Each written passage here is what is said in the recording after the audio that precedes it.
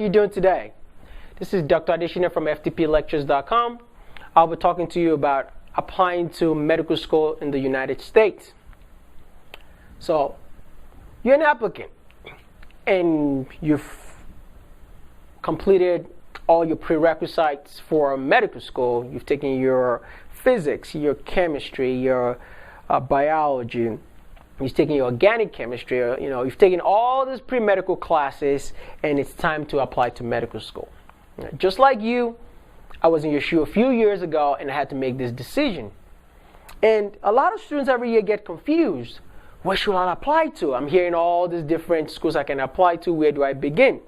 Well, today I'm going to shed some light on how to make some decisions and how to approach applying to different medical schools and actually understand the different kind of medical schools and different career options that's actually out there for students interested in going to medicine.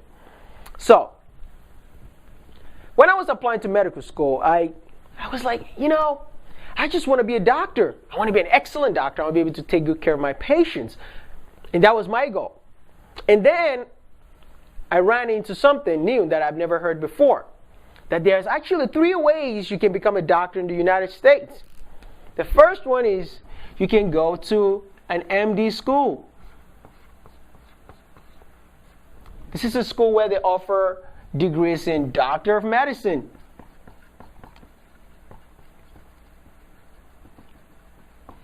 And then there's another option. So you can go to a DO school, which is Doctor of Osteopathic Medicine.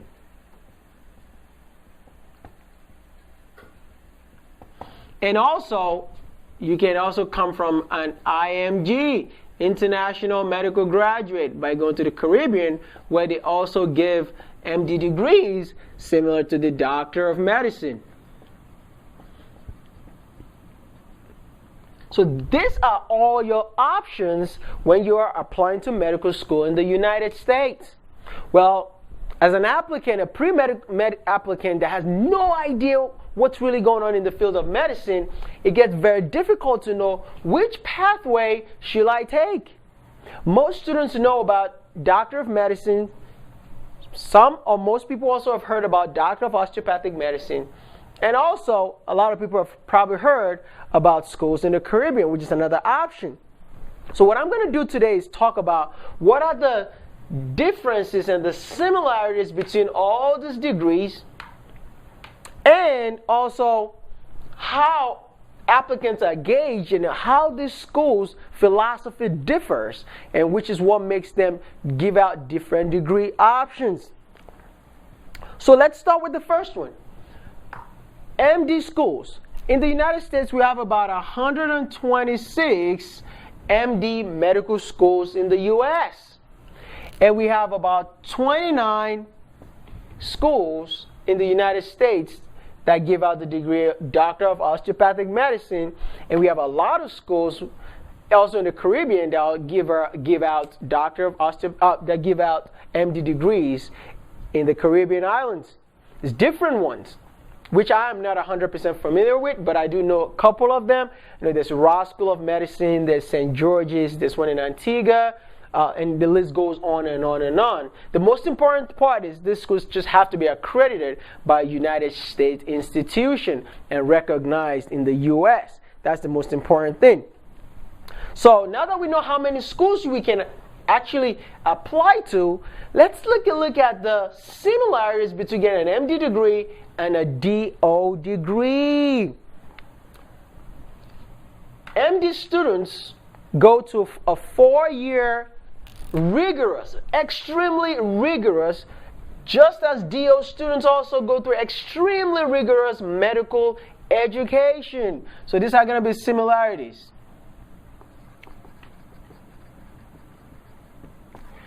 Four years of medical school. So we're going to link this together. Also, the same goes for IMGs. They go through 4 years of rigorous medical education. Also, another similarity between a doctor that has an MD degree and a DO degree is that these both students that go through these medical schools also can specialize in any specialty. What are the specialties we have in medicine? We have a lot of specialty in medicine. So if you graduate from a medical school and you get an MD degree and a DO degree, you can decide to practice in any specialty you want to. What are the specialties we have? Let's start with primary care. Primary care, and for those who doesn't know what primary care is in the United States, primary care is actually the front line of medicine. These are the doctors that specialize in disease prevention. When we talk about disease prevention in medicine, we talk about chronic medical illnesses that patients have over a long period of time. Let me simplify that for you. So you have an older person which is in their 40s or their 50s and they have high blood pressure, which we refer to as hypertension.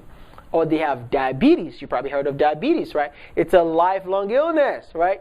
So patients that have hypertension or diabetes or they have cholesterol problem, which we refer to as hypercholesterolemia in medicine, you have to manage these patients for the rest of their life, from the day you diagnose the disease to the day they pass away. So that's, if somebody lives up to 100 years old and you meet them when they're 20, 30 years old or 40 years old, you'll be treating them for 60 years. So these patients are going to be seeing primary care doctors. And these primary care doctors are family medicine, pediatrics medicine, and also internal medicine. These are known as the primary care specialties. The primary care specialties. So, a patient that has diabetes will be managed by his family care doctor forever. And also pediatrics, right? When a child is born, has to go to see the pediatrician. These are the doctors that specialize in taking care of babies. So they take care of babies from the time they're like 1 month old up until the time they're 18 years old. So when you're up to 18, your pediatrician is going to be the one taking care of you. Internal medicine doctors can take care of patients older than 18 years old and also adults. So there's an overlap between internal medicine doctors and family medicine doctors. Internal medicine doctors tend to have their own private practice, and also they can also work in the hospital, known as hospitalists. They stay in the hospital for 7 days, and they can work there for an extended amount of time, taking care of patients inside the hospital, and they can also have their own group practice. And their population can start from either 18 years old up until 90 years old. This is known as internal medicine. So that's the primary care specialty. So if you're an MD or a DO, you can go into any of the specialties. Also, now we have specialists. If you now want to specialize in medicine, I'm going to combine specialists and also the other rest of the medical careers that you can choose. You can become an emergency medicine physician. You can become a psychiatrist. Somebody that takes care of patients that have mentally challenged problems like depressions or anxiety, psychosis. You can become a specialist in medicine and become, if you're an internal medicine doctor, you can specialize. You can decide to specialize, and this specialist in internal medicine, you can say, I just want to specialize in the heart. And you become a cardiologist. You have to do a fellowship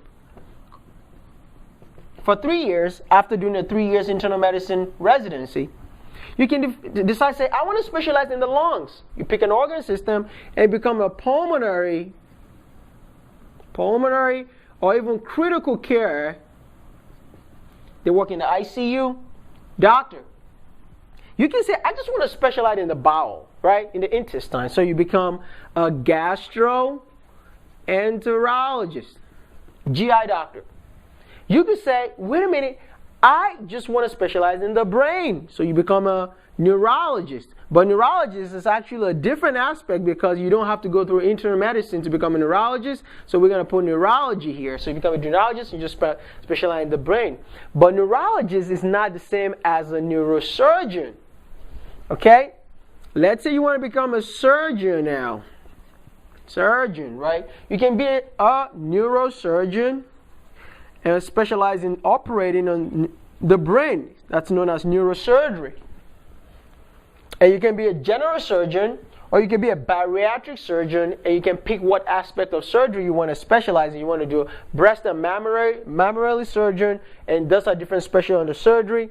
So aside from this, you can also become an endocrinologist. You just specialize in the thyroid, adrenal problems, diabetes. You manage a lot of thyroid, a lot of endocrine problems in the body. That's an endocrinologist. But remember, you have to go through 3 years of internal medicine before you can become any of this. You can decide to be an infectious disease doctor. You just specialize in microorganisms and how the antibiotics work to kill all these bugs. So these are all the different kind of specialties under internal medicine. You can also decide to become a sports medicine doctor. Sports medicine. And there's 3 ways to become a sports medicine doctor. You go through family medicine, 3 years of family medicine residency, or you go and then you specialize in sports medicine. You can become an emergency medicine doctor and specialize in sports medicine. So you do 3 years or 4 years of emergency medicine, and then you go into sports medicine. And also, you can go through PM&R, which is known as a physiatrist, physical medicine and rehabilitation. So PM&R. Now, if you want to know what PM&R doctors do, they're the guys that specialize in recovery. So a patient has a stroke and they have to recover back. The PM&R doctors are the ones that specialize in getting your muscles and your bones to get moving again. So you go through a lot of rehabilitation. They do a lot more work in that. I'm just giving you an example in this case. Also, you can also decide to work on the eyes and become an ophthalmologist. And just be an ophthalmologist. This is different from optometrists. Optometrists get OD degrees, which is different from DOs, because sometimes people mix that with each other. Optometrists go to optometry school. Doctors for osteopathic medicine go to osteopathic medical school. So ophthalmologist, and it's a surgical specialty. And you can see all the different aspects of medicine you can go into. So you can go also into preventative medicine, which is another aspect of medicine that works with public health related issues with women, general disease prevention and control. That is known as preventative medicine. So as you can see, we've got all these different specialties, and the good news is if you end up going to an MD school or a DO school, you can go to any and become any. And just I almost missed one. You become an obstetrics and gynecologist.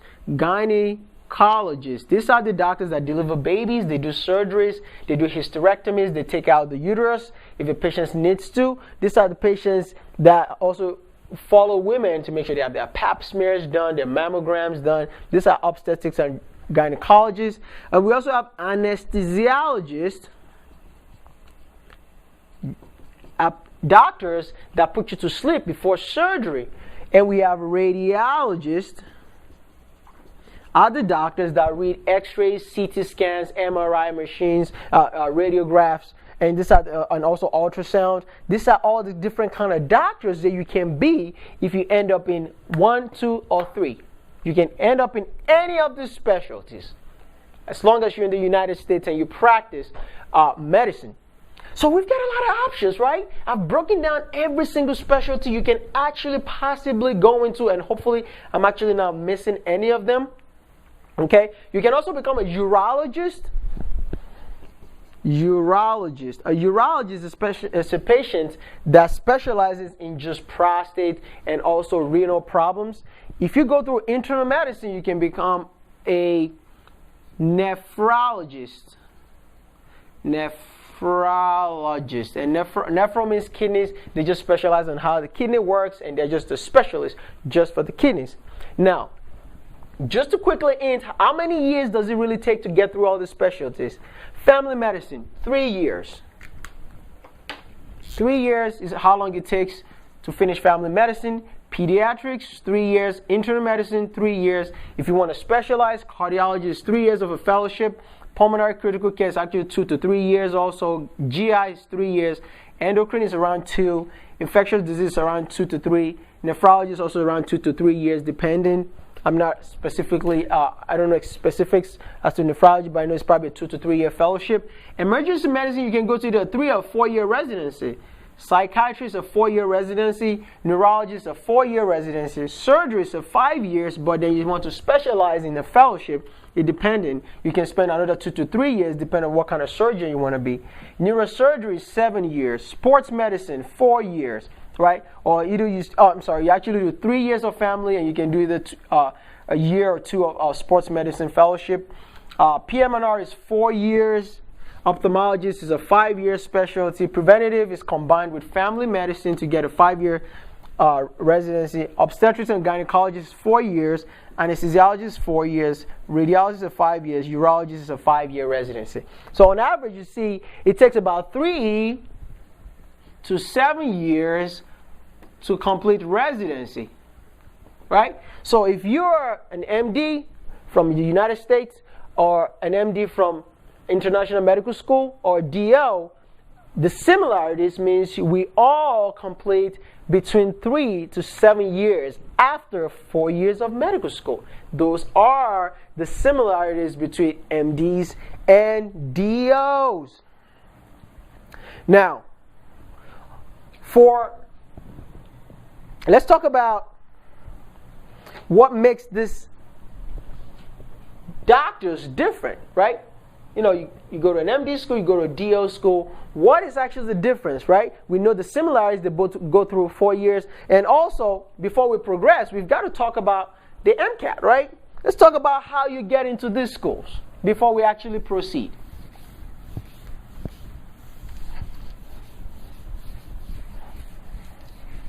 So, in order to get into any of these medical schools, they all require that you take the MCAT, and you have to have a GPA. You have to have a GPA and MCAT to get into these medical schools. Now, I'm going to be very honest with you. Over the last 5 to 10 years, especially in the last 5 years, the amount of applicants that apply to medical school has skyrocketed. Like, the amount of students that are interested in becoming doctors have actually super exceeded their normal applicant pool. So as the applicant that's watching this video right now, you have to be very realistic to know that you have to be very competitive to get into these medical schools. Now, this used to be the central dogma back in the days, and usually students talk about this, and it's very important that I clarify this. The old central dogma, which is not true anymore, is that if you don't do well on your MCAT, and you can't get into an MD medical school in the United States, you are going to be able to get into a DO schools because they take people that don't do well on the MCAT. That is not true anymore. That used to be what people used to say. But over the last 5 to 10 years, this has changed completely. It is as competitive to get into an MD school in the United States, and it's the same to get into a DO school because it's extremely competitive. Let me give you some numbers. An MD school can get about 5,000 applicants, and a DO school can get up to 4,000 applicants, and you still have to go through the rigorous process to be able to get into these schools. It is not an easy process, so don't let anybody lie to you. Also, people do say that if you don't do well on the MCAT, you can get into IMG's medical school, which is International Medical Graduate Schools, which are also schools in the Caribbean islands. That it still holds true. So people or applicants that is applying to medical school in the United States that can't get into an MD or a DO school, you can't give up hope. And I don't want you to feel inferior, because you're going to be an excellent doctor even when you go to a Caribbean medical school. But we are still going to talk about the advantages and the disadvantages of going to an international medical school. But you still have to understand, if that's your dream and your goal, don't give up. Because don't let these numbers that I'm going to talk about in the next few minutes discourage you from being a doctor, because people that go to international medical school do excellent. They're excellent physicians, just like people that train in the United States. So, let's look at some average numbers of MCAT scores that students, use to get into MD schools compared to DO schools. Let's look at GPAs. The average GPA for students going to applying to DO schools is often around 3.4 to 3.5. 3.4 to 3.5. Now remember, that's the word average, right? So let me explain what average means. This is the bell curve for applicants, right? And we have the standard deviation of -2 and +2, right? And the average is in the middle, okay? So when I said the average score that the average GPA for students that are applying to DO schools between 3.4 to 3.5, in an MD schools, it's a little bit, but also around 3.5. So it's pretty much almost the same. Can you see that? Good. Let's take a look at the MCAT scores. The average MCAT score today, right? It's 2012. Today, for students applying to MD schools, is around 29. That's the average MCAT score. For DOs, the average MCAT score for DO schools is around 25 to 29. Now you might say that, oh well, so if I get a 25, I still have a chance of getting to a DO school. Yes, that's still possible. But you can see that as the applicant pool is getting more and more competitive, you do not want to score a 25 and think you're going to get into a DO school. It's like shooting yourself in the foot. Because by the time you look at the applicant pool, majority of the people applying to DO schools have scores around 28, 29, and 30s. So, but at the same time, don't ever get discouraged if you have a lower MCAT score, because take a look at the graph. I said the average MCAT score is a 29, right? Average means the middle. If I take a sample of all the applicants that apply to medical school today, and I divide them by the number of applicants. So if you have 1,000 applicants, and I divide it by the number, and I have 1,000 applicants, which would be N, and I take all the average MCAT scores and I add them all together. So I divide the sum, right? The sum of all their scores, MCAT scores, divided by the number of applicants is around 29, right? Which means that's the average. That means somebody got a 24, a 23, got into medical school, and somebody that had a score higher than 29 that scored a 30, 32, 45, 44, all got into medical school.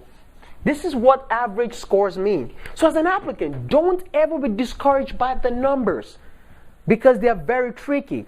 Now, medical school application is very, very intense, especially when the admissions committee is taking a look at your application. So this is very important that you listen. They always look at your MCAT score and your GPA, and I always advocate to students, make sure you get a higher MCAT score and a higher GPA. The higher the number, the better. But don't ever get discouraged. That's why I made how to get into medical school part 2 video, which you should watch. You know, you can click here if you want to go back and watch the video to notice that this scores doesn't mean you're not going to be a doctor. If you get a lower score than these numbers, that is not a disadvantage, because you've got options. You got 2 options. Retake the MCAT or apply to international medical schools.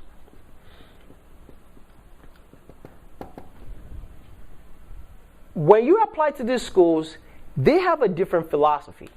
The philosophy is, we are going to make you a great physician as long as you have the passion and the drive. So we're not going to let numbers determine your goals to become a doctor in life. That is a good thing, because now you can capitalize on that. Because let's say you're just a great test taker, right? And that's, people do have that problems. They're not great test takers, and they've been taking MCAT the first, the second, the third, the fourth time, and they're just sick and tired of taking the test. They've got an option to go to these schools, which take a lower MCAT score, and they can even take a lower GPA. As long as you're willing to work very hard when you get to the medical school and study very well. That is the most important thing, all right? So those are the average scores that MD applicants and DO applicants usually get into medical school. But remember, there's other things they look at. You look at your letter of recommendations, they look at your personal statement, they look at your involvement in the community, they look at your passion and your drive. You still have to go through the interviews. So this is only 2 pieces out of the application process. That is a very important thing you have to know. Now, let's talk about what is exactly the difference between an MD and a DO medical school. So, I attended the University of Medicine and Dentistry School of Osteopathic Medicine. I'm a DO and I'm an emergency medicine resident at St. Luke's Hospital. Now, I'm going to show you the path of what led me into osteopathic medicine. I already told you the similarity between an MD and a DO, and I'm going to share with you today what the differences are going to be. The difference between an MD and a DO is basically a philosophy. It's a state of thinking. So, let's take a look at an MD school. When you go to a medical school in the United States that give out MD degrees, they focus, right? The philosophy is research. Philosophy. It's a research, scientific research based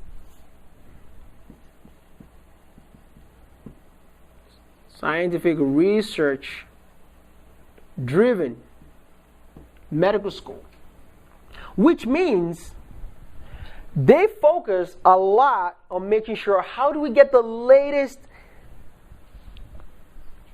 discoveries in medicine. For example, how we find the next cure for Alzheimer's, the next cure for disease processes. So, but the doctors that do these are often PhD doctors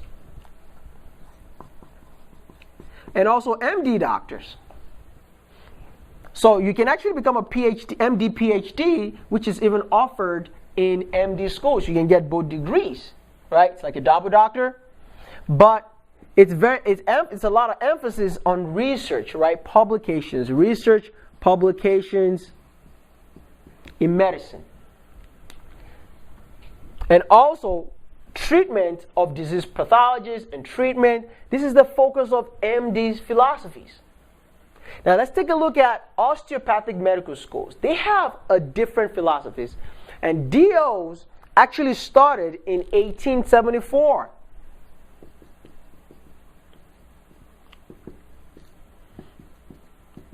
Which was discovered by a doctor known as A.T. Still, Dr. A.T. Still. Now, Dr. A.T. Still thought there's a different way we should approach medicine. Like I said, it's a different philosophy. And his idea is basically states that the mind, the body, and the soul, they're all connected. And if there's a dysfunction in the musculoskeletal system of the patient body, you should be able to use your hands to be able to fix this dysfunction. That was the theory, and that was the belief that Dr. A.T. Still came up with, and that's why they call it osteopathic medicine. Now, just like I was confused when I was applying to medical school, when I heard the word osteo and pathic, I thought these were doctors that treated bones, right? It might sound confusing, right? You might think bones, pathology of bones, medicine. But that's not the true definition of osteopathic medicine. Osteopathic medical school focuses on primary care. Remember at the beginning, I was telling you about the 3 primary care specialties: family medicine, internal medicine, and pediatrics. So if you decide to apply to an osteopathic medical school, the difference is they're going to teach you how to use osteopathic manipulative medicine, OMT or OMM, osteopathic manipulation techniques. And these are actually techniques. For example, let's say a patient has lower back pain. They're going to train you on how to diagnose where there's a tender point. So you touch the patient's back like, oh, that hurts. And you said, oh, you know, what were you doing? Well, doc, I was twisting this way, and I twisted this way, and I kind of turned, and I couldn't move back again, and it hurts now. Well, there's two options to treating you. As an osteopathic doctor, I can just give you Motrin or ibuprofen, and that will take away the pain. But it's a mechanical problem. So in osteopathic medical schools, they teach you how to use your hands to diagnose where the problem is. They call it somatic dysfunction, because your body's twisted in the wrong direction, and then teach you techniques of how to fix it back. So you put the patients back into their initial position, and this will help them heal better. But the good news is, as an osteopathic medical physician, you are licensed just the same way as an MD to be able to prescribe medications and perform surgeries. So if you're a surgeon, you will be able to actually, you can use your hands to treat the patient. If they need surgery, you said, oh, you're going to need surgery. We're going to have to take you to the operating table and actually probably do a discectomy or something like that, or laminectomy, whatever procedure the surgeon thinks is that it's needed. So the biggest difference when you decide to apply to a DO school is to know that you're going to learn how to use osteopathic manipulative medicine. And this involves treating the muscles, which is the musculoskeletal, the skeletal system, which involves also the bone system, ligaments, soft tissues, your fascia, and they teach you on how to treat a patient from head to toe. Every single part of the body can be manipulated in one shape, form, or the other to be able to fix any problem. And that is the basic difference between an MD school and a DO school. It's the philosophy. And also, aside from what you're going to be taught, which is the course that's different, you're also going to be taught in a different way of thinking. When you see a patient, you're going to approach them as a mind, body, spirit, just as the way you would treat your family member. Now, don't get me wrong, MD schools also teach how to approach the patient's care in the same way. But the difference is, if you have an MD doctor that finds a patient that has a musculoskeletal problem, because they do not have the proper training to be able to fix this, only a DO physician will be able to apply osteopathic manipulative medicine in that scenario only to be able to fix this problem. Okay? So that is the major difference between osteopathic medicine and also allopathic. That is the other word for MDs, is known as allopathic medicine or medical school. That is the major difference. Another major difference between an osteopathic or allopathic medical school is that we all take medical exam, licensing exams. So in order to be a physician in the United States, all three of these medical schools, you have to take either the United States Medical Licensing Exam, known as the USMLE, or the COMLEX, which is the Comprehensive Osteopathic Licensing Exam. So if you go to an allopathic medical school, you can take the USMLE Step 1, Step 2, and Step 3. You got to take 3 board exams. You take this first 2 in your medical school, and this is in your residency. If you go to an osteopathic medical school, we take the COMLEX Level 1, Level 2, and Level 3 exam. This exam are exactly equivalent. They are equivalent board exams, and IMGs also have to take the United States Medical Licensing Exam, Step 1, Step 2, and Step 3, in order for all of us to get into residency. The USMLE is different from the COMLEX in some variations, because on the COMLEX, they're going to test you on these OMM skills. And these OMT skills they taught you in osteopathic medical schools compared to allopathic medical schools. And there's also some variations in the different testing questions they ask you.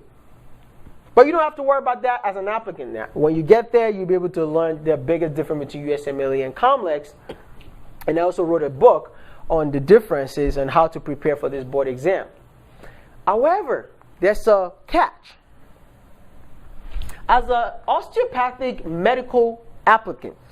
You can actually apply to an allopathic medical school. Can you imagine? That's awesome, right? You can actually apply to an MD residency. But if you're going to apply, you have to take the United States Medical Licensing Exam. So you're going to take your COMLEX Level 1 and take your USMLE Step 1. You're going to also take your USMLE Step 2. It's optional. You don't have to take it.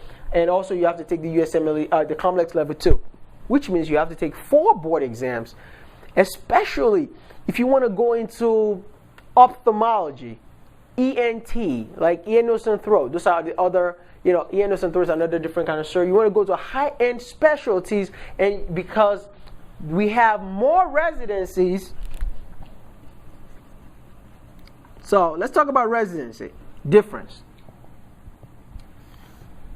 DO's residencies has all the residencies pretty much, except a few high-end specialties. And the only reason why DOs have a little bit less of the residencies I'm going to talk about is because they haven't been around long enough compared to allopathic residencies. So let's take a look at a few of them.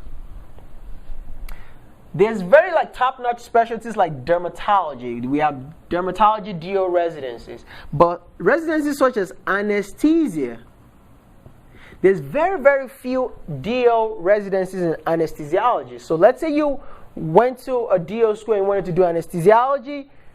You're going to take your COMLEX Level 1 and Level 2, USMLE Step 1 and Step 2. You don't really have to take Step 2, but if you do take it, it's also beneficial if you do really well on it. And then you can apply to an allopathic residency in anesthesia. PM&R. We don't have a lot of PM&R residencies in DO's residencies, so when you apply to PM&R, it's mostly going to be an allopathic residency. So those are the things you have to remember when you're applying. But residencies such as ENT, right, general surgery, family medicine, internal medicine, pediatrics, right? You know, there's a lot of DO residencies pretty much in everything I've listed except CIS. And also, if you want to do a dermatology residency, there's dermatology residencies for DOs, but it's not as much as MD residencies. So if you want to apply to both, you can apply to to the dermatology residency DOs and also apply to the one for the MD, so you can increase your chances of matching into residency. Okay? Now let's talk about fellowships. Remember I told you internal medicine doctor can specialize in cardiology, GI, right, endocrine. When it comes to fellowships, there's not a lot, right, of fellowships. There are fellowships. We have infectious disease cardiology fellowships for DOs, but the difference is there's not a lot of fellowships in the DO world compared to the MD world. Okay, but I'm pretty sure in the nearest future this is going to increase more as time goes on. But at the time when I'm making this video, I'm just letting you know in advance that if you want to do a fellowship, and your DOs, if you end up in an allopathic residency, you might have a chance of getting into their fellowships because they just have a lot more fellowships, a lot of fellowships. For example, Hem-Onc. Hem-Onc is hematology, oncology. There's not a lot of Hem-Onc DO residencies. So if you want to do you just love cancer patients, leukemia patients, and you really want to go into Hem-Onc, you really have to go into an allopathic residency for you to actually match into this kind of fellowship, to do a fellowship in hematology and oncology.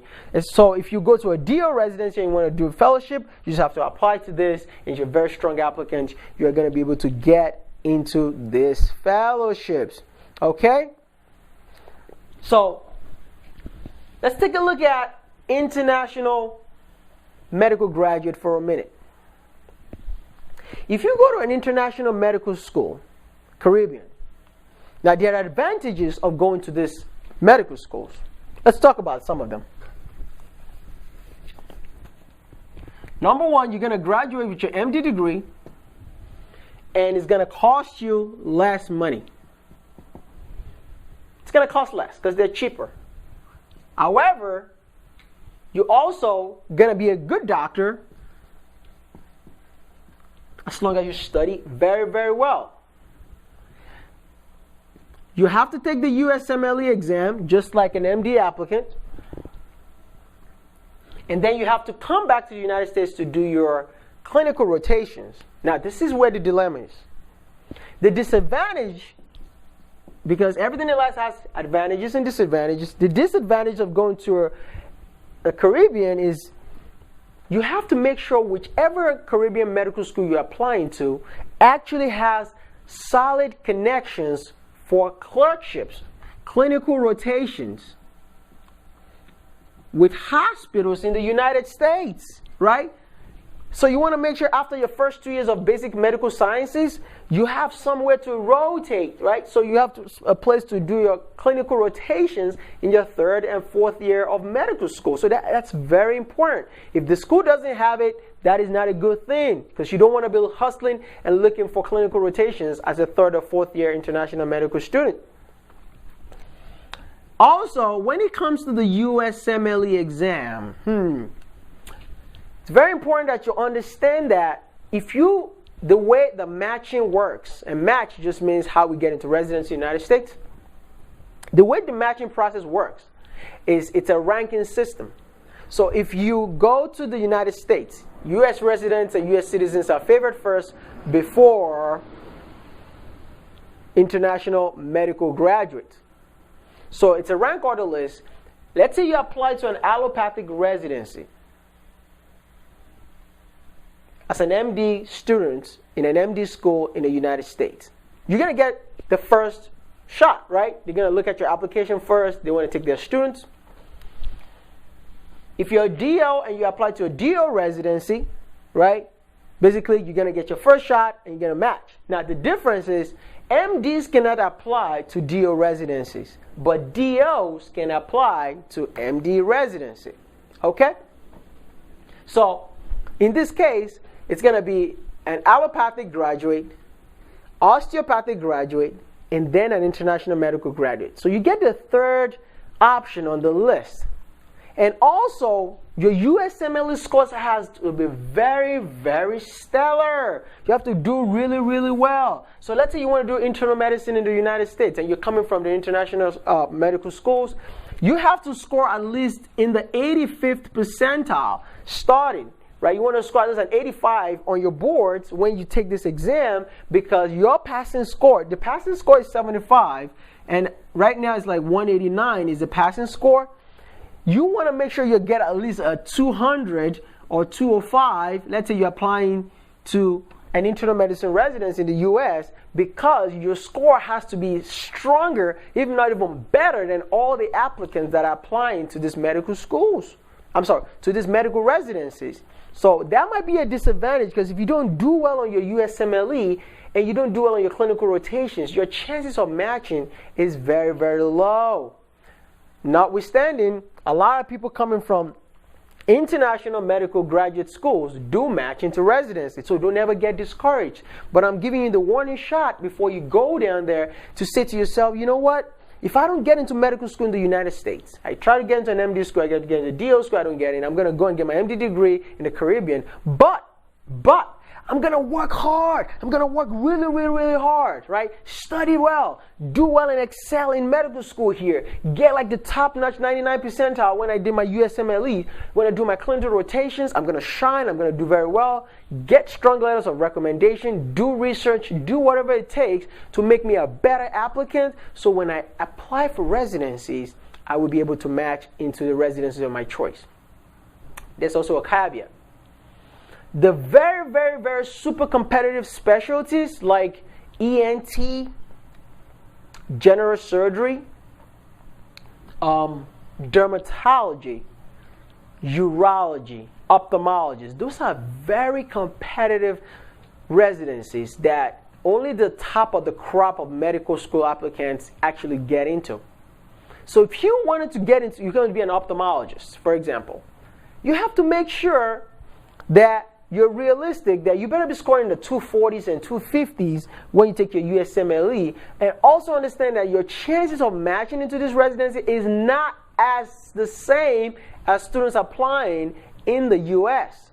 That is just a realistic goal. So if you really want to be an ophthalmologist, I would strongly advise you to stay in the US and get your degree, because if you go down to the Caribbean, then you just decrease your chances and your likelihood. I'm not saying you can't get it. I'm not saying it's impossible, because I don't believe anything is impossible, because everything is possible. But be honest and realistic with yourself and look at the statistic. Ask the medical school that you're applying for. I want to be an ophthalmologist. How many people have actually matched into ophthalmology in your medical school? It's a fair question. And they said, hey, listen, we've got 2 people from our program that's matching to ophthalmology in the United States coming from the Caribbean. You say, you know what? Yes. As long as somebody has done it, I'm going in. Or you can also say, if nobody else has been an ophthalmologist yet or dermatologist coming from this medical school, I'm going to be the first one to do it. And then you do it. All right? But also be realistic and also plan accordingly ahead of time. That is just a caveat. That is just a caveat. Okay? So now that we've seen the differences between MD schools, DO schools, and IMGs, I have to say one more thing about what makes DO schools a little bit special. Right? So, although scientific research is not as much in DO schools compared to MD schools, DO schools still have faculty members that do research. Right? If you go to UMDNJ, the University of Medicine and Dentistry School of Osteopathic Medicine, we have a School of Graduate Medical Sciences which is purely dedicated to research. And one of our researchers just found, a testing for Alzheimer's disease, which is the latest research development in the finding disease pathology and processes and understanding how the disease works. So, although I did say the philosophy of an allopathic medical institution focuses on scientific research and data, and also, disease treatment and symptoms, understand that as a DO, you get to learn how to use scientific research, observations, publications, learn osteopathic manipulative medicine. You have a chance to take the USMLE if you want to go into an allopathic residency, and also the philosophy of treating the body, the mind, and the spirit is what makes an osteopathic medical doctor a well-rounded physician that understands when it's applicable to use any of these modalities, and you can do surgery and also prescribe medications. So, people might ask me, you're an emergency medicine physician, do you ever use OMT? Yes, I do. I actually use it. When my patients come into the quick check section of the emergency department and a patient is complaining of lower back pain, I treat them with OMT first. And then I write them a prescription like, all right, take this medicine and this should help. And use some ice patches and also use some rest to help the patient. Now what I've done is mechanically treat the patient, give them medications, so overall their chances of getting better is faster. Okay? And that is biggest difference. But I have to also emphasize that both MDs and DOs, right, all work together as the same healthcare team. We are one team. We work together to make our patients' life better. And that is the most important part of medicine, to be compassionate, to help your patients feel better, and to be a teacher, which means to be a doctor. And that's one of the most important aspects and tenets of medicine. So, you are the applicant. I have laid down the similarities, broken some of the myths that you've heard about MDs, DO schools, IMGs. I've given you all the options. Now you know what to do. Don't ever be discouraged when you apply to medical schools. My advice for you is have an open mind. Do your research. If you want to go to an MD school, go to an MD school. If you want to go to a DO school, go to a DO school. If you want to go to an international medical school, go to an international medical school. As long as you're going to be happy. Know your goals. What are you looking for in medicine? Why do you want to become a doctor is the most important question you have to ask yourself. If you can answer that question first, half of your work is done. And then your second step is to say, now that I know I want to be a doctor, what kind of doctor do I want to be? You've got 3 different pathways to become a physician in the United States. Now, the third thing is to do your research. Your research is to make sure what are the average MCAT scores, what are the requirements to get into this kind of school, and what are the requirements to get in this kind of school, and what are the requirements to get in this kind of school. And what do? You visit a few of these medical schools. You go through their affairs, right? You talk to them. You ask questions. And when you ask all the questions to all your answers, once you get your answers, you write it down on a piece of paper. You go to a DO school, and if you want to learn about osteopathic medicine, the only way you can learn about it is to see it yourselves. Visit your nearest osteopathic medical school and see what osteopathic manipulative medicine is all about. Now, there's another caveat. Students often say, oh, aren't DOs like chiropractors? No, absolutely not. DOs are not chiropractors. Now, some of the things chiropractors do treatment-wise might seem similar to some of the things you will learn in osteopathic manipulative medicine, but the biggest difference is to know that chiropractors only focus on the spine. That's all they treat. Now, when you go to all three medical schools, you're going to learn about biochemistry, physiology, anatomy, pharmacology, pathology. You're going to learn about biostatistics, prevention. You're going to learn about all these things, microbiology. You're going to learn about internal medicine, cardiology. They will teach you everything you need to know about medicine. In allopathic medical schools, they teach a lot of embryology, which is not taught in osteopathic medical schools. But in osteopathic medical school, we learn osteopathic manipulative medicine for the first 2 years of medical school. So that's another difference. But we all learn the same tenets, the same important core topics and subjects that an adequate medical doctor needs to understand. So you're a well-rounded physician that can treat a patient properly. So DOs are not chiropractors. Chiropractors are not DOs. DOs are licensed physicians, just like MDs, to be able to practice medicine and surgery in the United States. Also, just like international medical graduates that come from the Caribbean. So, on this note, do your research, do your homework. If you like the philosophy of an allopathic institution, go for it.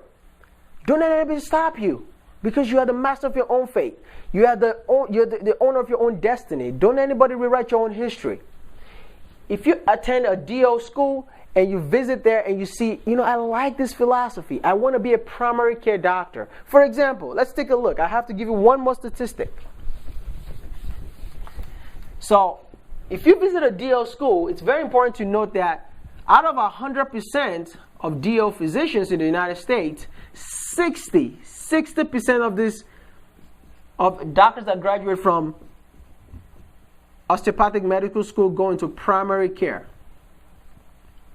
And 40% go into specialties. When I say primary care, family medicine, pediatrics, and internal medicine.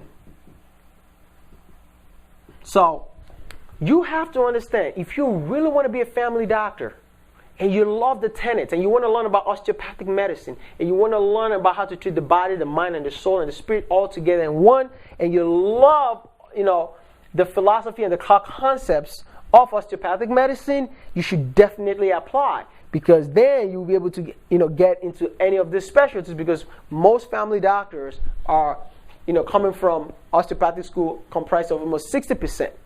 Okay, but remember, you can become anything, any kind of doctor you want to be, and that's the other 40% that I listed at the beginning of our lecture today. And when you go to an IMG medical school, International Medical Graduate School, in the overseas, remember that you just have to go through the pathway to take your USMLE Step 1, Step 2, and Step 3, pass your CS when you come back to the US, and you want to do very, very well on this, so you're also competitive to be able to get into an allopathic residency.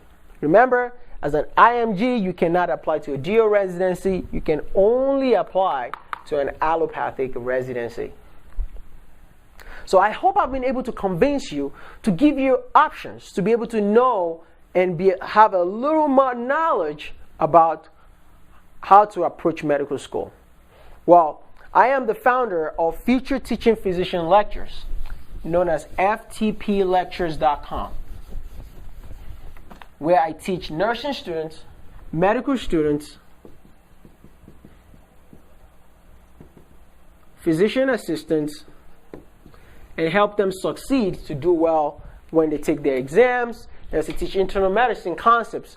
And it's very important that you know that someday you're going to actually come back and watch some of my videos to be able to understand some of the clinical concept that's going to be taught to you in your medical schools. And I'm going to be there to be able to oversimplify these lectures for you. So always remember, subscribe to my channel, click the like button, and also subscribe to my channel up here so that I can keep making these more videos for educational purposes for all the applicants out there coming today and in the future generation. Because you know what? You are going to be a physician. You're going to be the best doctor you possibly want to be.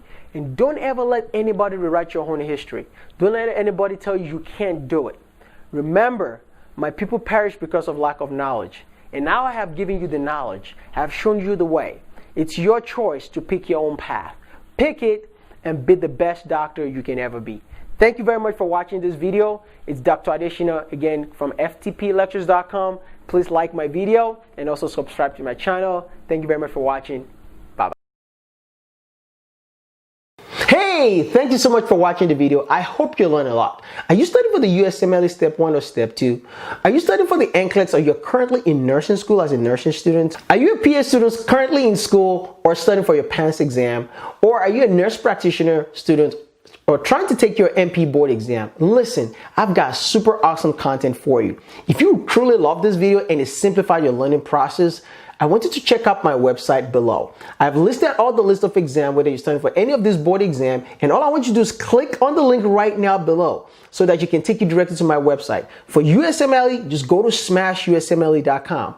For NCLEX, go to crushnclex.com. And if you're studying for the PANCE exam, the nurse practitioner exam, or you're studying for your internal medicine board exam, just click below and it'll take you directly to ftplectures.com. Listen, I can't wait to help you. If you need to get in touch with me, just get to my website, be able to reach me directly, and we can work together one-on-one. Listen, you're super awesome, and my goal here is to help your dream come true. If you want to be a doctor, want to be a nurse practitioner, a registered nurse, or physician assistant, I'm here to help you get to that next level. With your medical knowledge, let's save the world together.